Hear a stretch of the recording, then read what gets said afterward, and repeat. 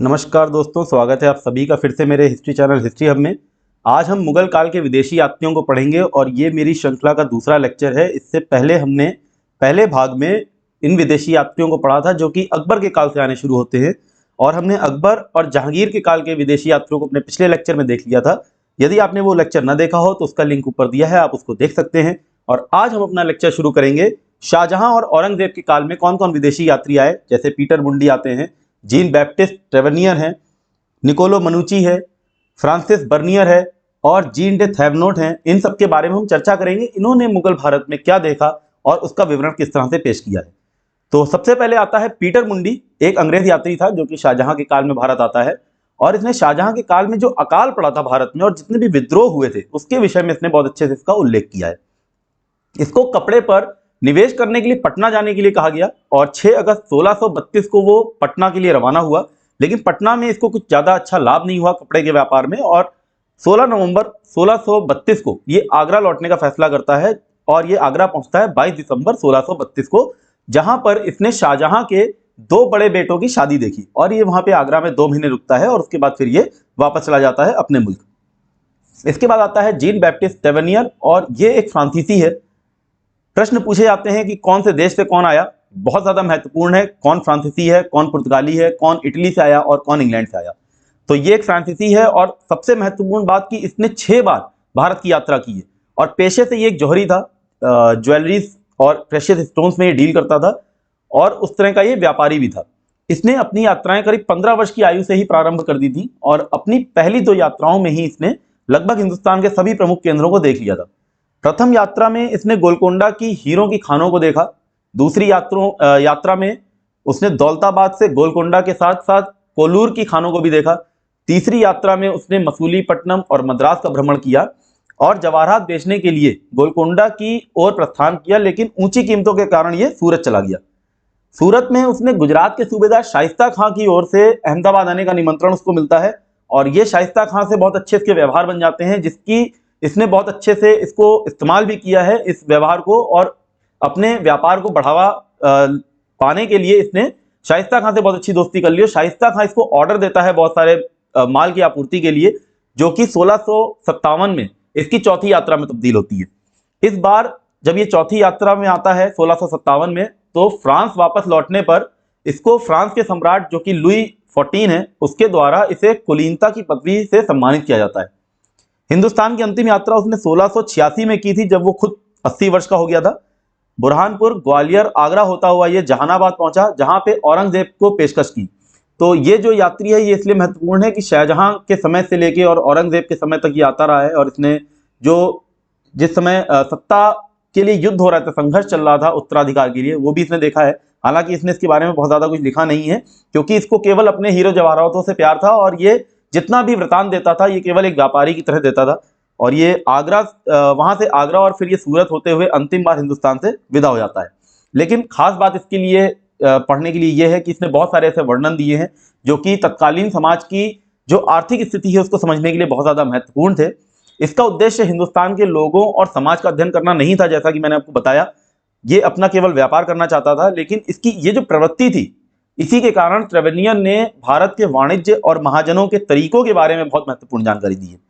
उसने कस्तूरी, नील, हाथीदांत इन सबके उत्पाद और विक्रय के तरीकों को बताया है।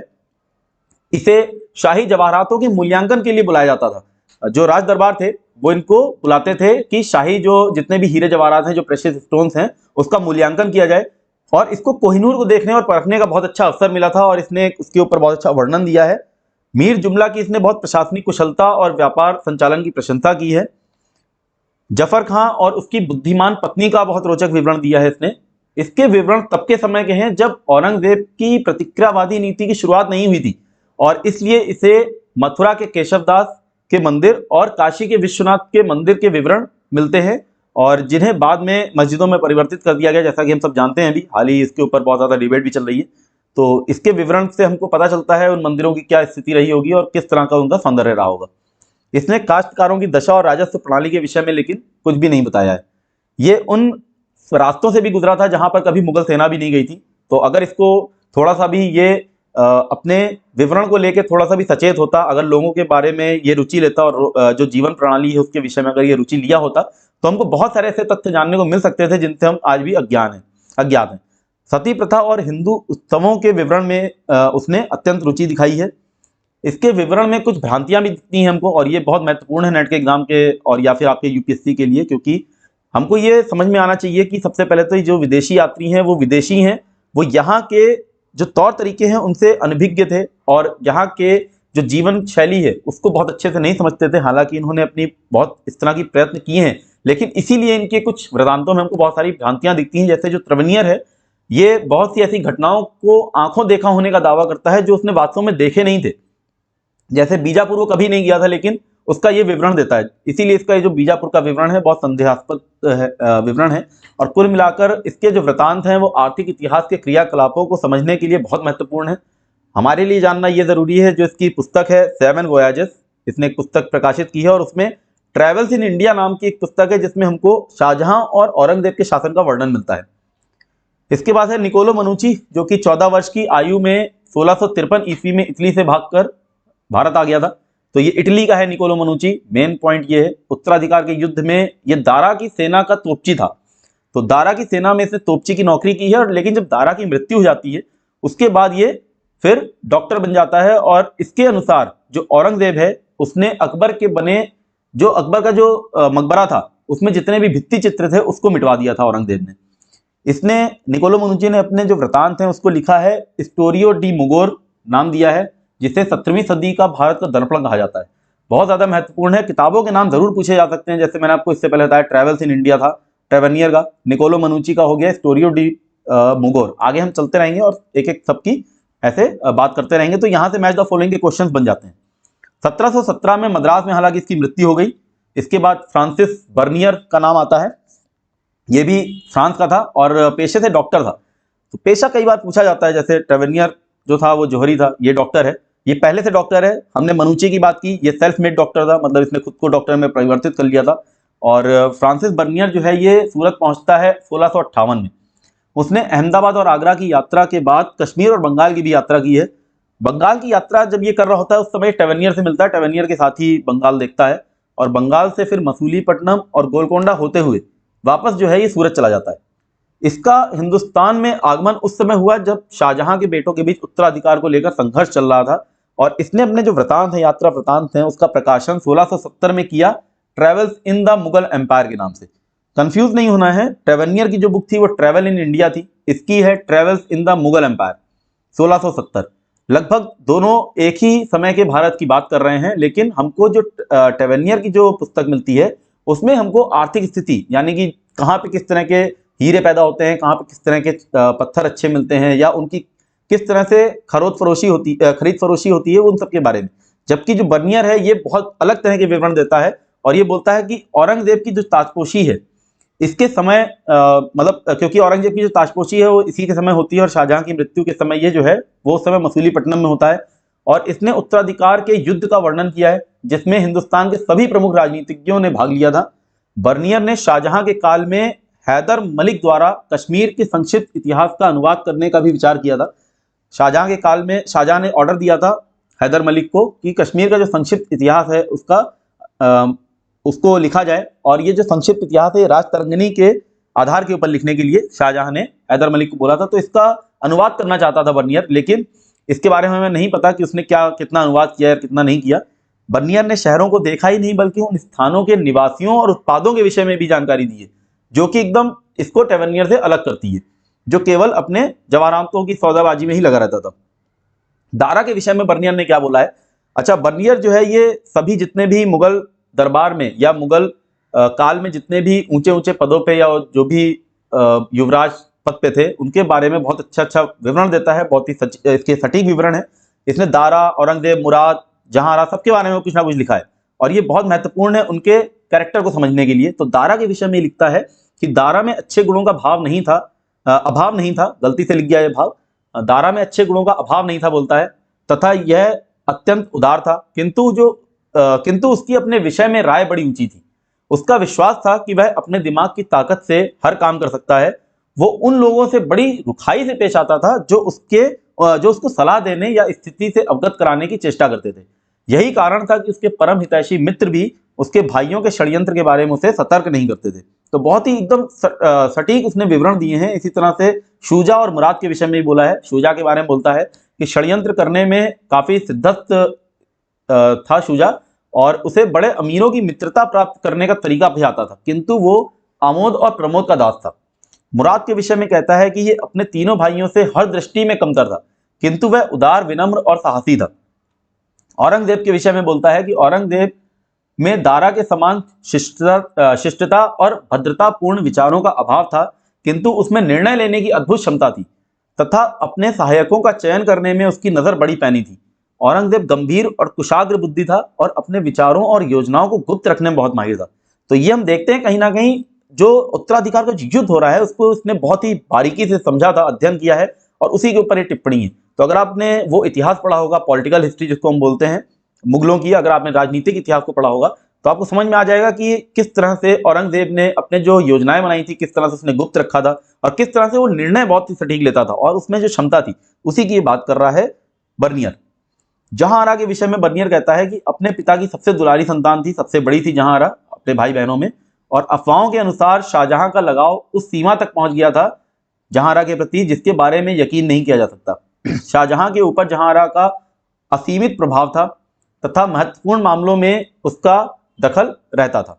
बर्नियर ने शहजादियों के विषय में भी एक बहुत महत्वपूर्ण कथन बोला है कि शहजादियों की शादी हिंदुस्तान में विरले ही होती थी, कोई भी व्यक्ति उनके योग्य नहीं है। राजपूतों के विषय में कहता है कि उन्हें शस्त्र शिक्षा जो है पीढ़ी दर पीढ़ी प्राप्त होती थी।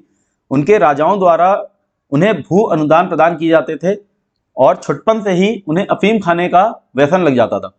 घुड़सवारों और तीरंदाजों से बहुत प्रभावित होकर ये कहता है कि जितनी देर में बंदूकधारी 2 बार बंदूक दागता है उतनी देर में घुड़सवार यहाँ का 6 तीर छोड़ देता है।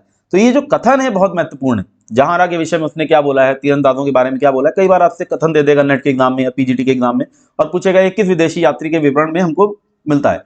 तो जब भी इस तरह के प्रश्न आएंगे तो आप ये जो बहुत सटीक, अगर आपको समझ में आ जाए पढ़ के भी, तो आप अनुमान लगा सकते हैं कि बहुत सटीक अगर कहीं विवरण दे रहा है तो बर्नियर हो सकता है।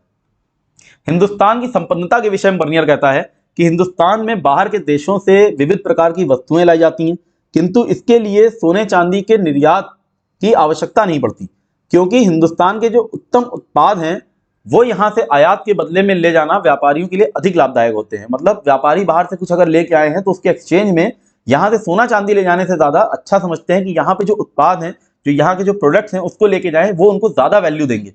तो इस प्रकार जो विदेशी वस्तुएं हैं उनकी पूर्ति हो जाती है हिंदुस्तान से, लेकिन संसार भर के जो सोना चांदी है वो यहाँ से बाहर नहीं जाता और यहीं पर रह जाता है। तो आपको अगर पता होगा, मैंने पिछले लेक्चर में बात की थी किस तरह से सोने चांदी के ऊपर, और भी इससे पहले बहुत सारे यात्रियों ने बोला है किस तरह से जो इससे पहले यानी कि अकबर के काल में आए और जो जहांगीर के काल में आए, उन विदेशी यात्रियों ने भी इसी तरह से कुछ बोला है कि जो भारत है वहां पे चांदी इसी तरह से आके गिर जाती है जिस तरह से सागर में नदियां आके गिरती हैं। तो इस तरह से जो स्टेटमेंट्स हैं वो बहुत महत्वपूर्ण है। और इसने भी ऐसे ही बोला है कि जो चांदी है उसके आगमन के साधन अनेक हैं, जबकि निर्गम का साधन मुश्किल से ही कोई होगा। तो ये चांदी के ऊपर कई बार स्टेटमेंट ऐसे पूछ सकते हैं। बर्नियर के कुछ अन्य विवरण हैं बहुत इंपॉर्टेंट, जैसे उसने बादशाह को संपूर्ण भूमि का स्वामी माना है, जो कि भ्रामक है। शायद वो बहुत अच्छे समझ नहीं पाया जो यहाँ की अर्थव्यवस्था थी उसको, क्योंकि यहाँ पे लोगों को व्यक्तिगत संपत्ति रखने का अधिकार था, सभी को ऐसा अधिकार था। इसलिए इसका ये जो स्टेटमेंट है कि संपूर्ण भूमि का स्वामी बादशाह है, वो गलत सिद्ध हो जाता है। उसने काश्तकारों के उत्पीड़न और उमरा वर्ग की शान और शौकत के विषय में भी लिखा है। उसने एक बहुत इंपॉर्टेंट एक बात बोली है कि जगन्नाथ की मूर्ति से अबोध लड़कियों के विवाह की प्रथा जो थी वो प्रचलित थी, और इसका फायदा अक्सर पुजारी लोग उठाया करते थे। उसके अनुसार ब्राह्मण वर्ग अंधविश्वासों को बढ़ावा देता था, जिसके कारण उनकी संपन्नता बनी रहती थी।